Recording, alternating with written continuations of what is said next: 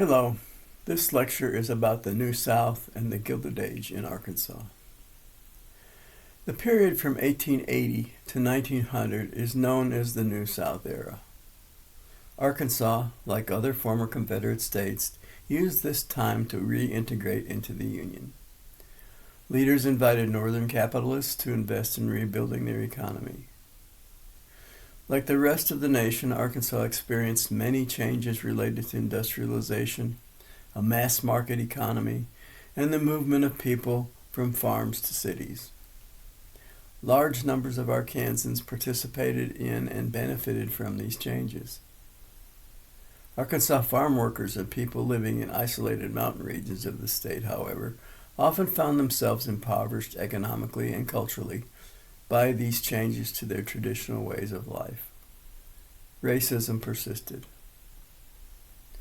The objectives of this module are to help us acquire a basic understanding and knowledge of Arkansas's attempt to redefine itself as a New South state through the Gilded Age and the Populist period, and to understand how state leaders developed a new constitution in 1874 and used or fought the development of social and economic practices associated with sharecropping, racism, and poverty.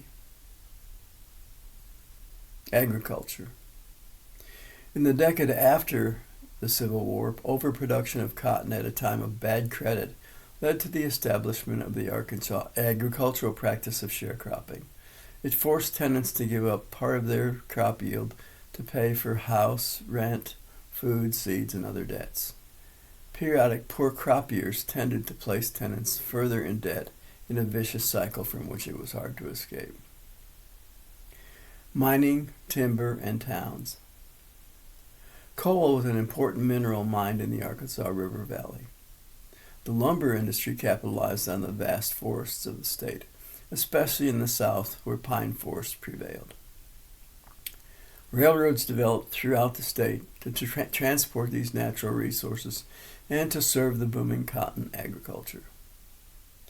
Existing towns benefited from the transportation provided by those railroads, and new towns grew up along the rail lines and lumber mills. Justice. Rapid growth attracted many schemers and lawbreakers to these towns, resulting in chaos at times. In Fort Smith, federal judge Isaac Parker, known as the hanging judge, sentenced over 100 people to death. He presided over the justice system in western Arkansas and Indian Territory. Civil rights. Virtually no progress was made in establishing civil rights for former slaves during this period. For instance, the Arkansas state legislature passed the separate coach law in 1891, requiring that blacks be segregated from whites on public transportation. That's the end of this lecture.